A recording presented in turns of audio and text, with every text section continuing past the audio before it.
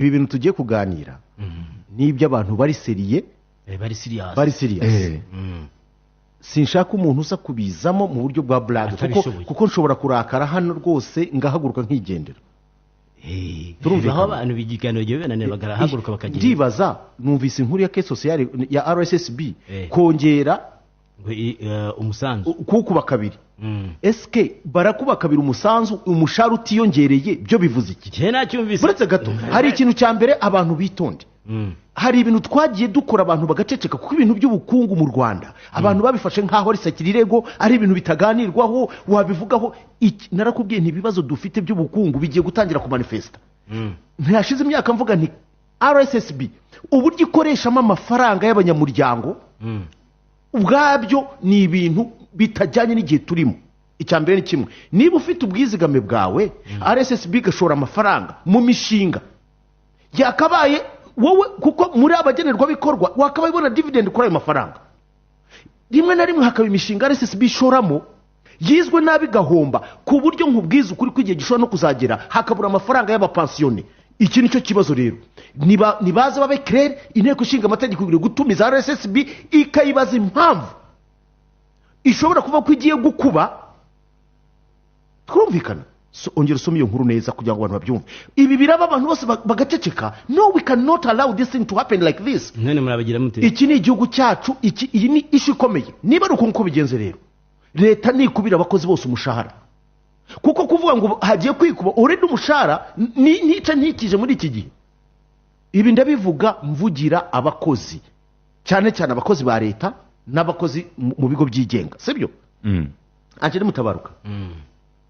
uko biri kose hari umusanzu umukoresha gutangira hari nuva mu mushahara wawe yego barabikubye umushahara wawe ntiwiyongereye kandi urebye ku isoko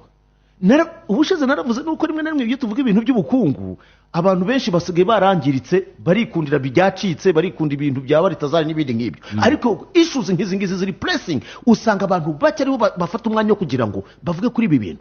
iyi biragaragara ko hari ikibazo gikomeye RSSB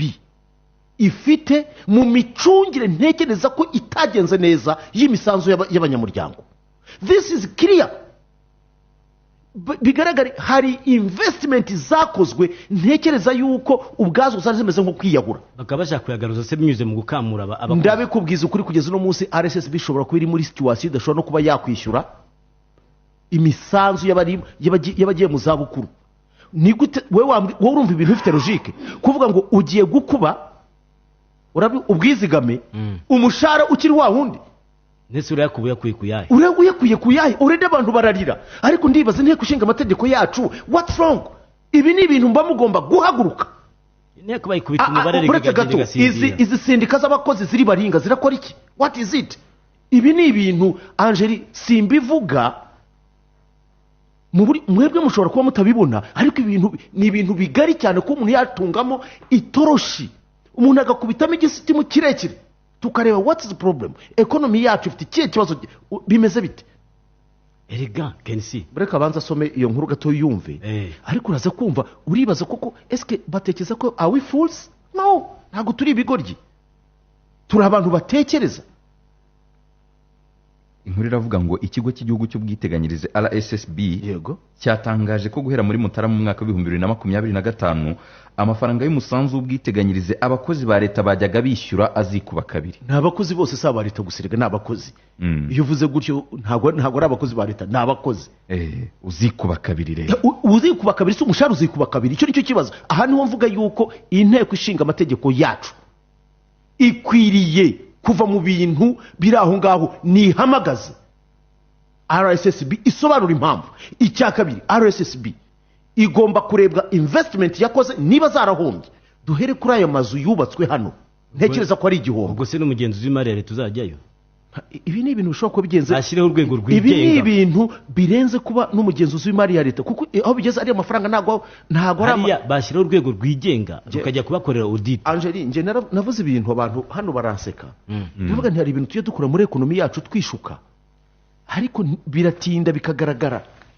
ndakubwiza ukuri yuko ntushobora gufata ubwizigame bw'abantu ngo ubushore mu bintu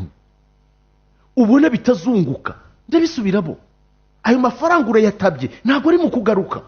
ikigaragara hari ikibazo gikomeye cyane narakubwiye nti hari igihe kizagira nabibwiye wowe abantu nuko batajya bumva ibintu tuvuga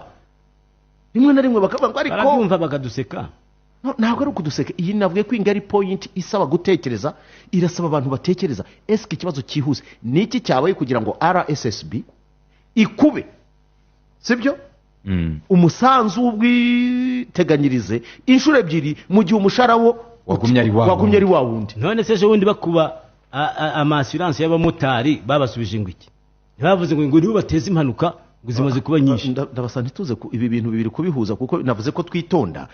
icyo impamvu bihuje mbabara ntubihuze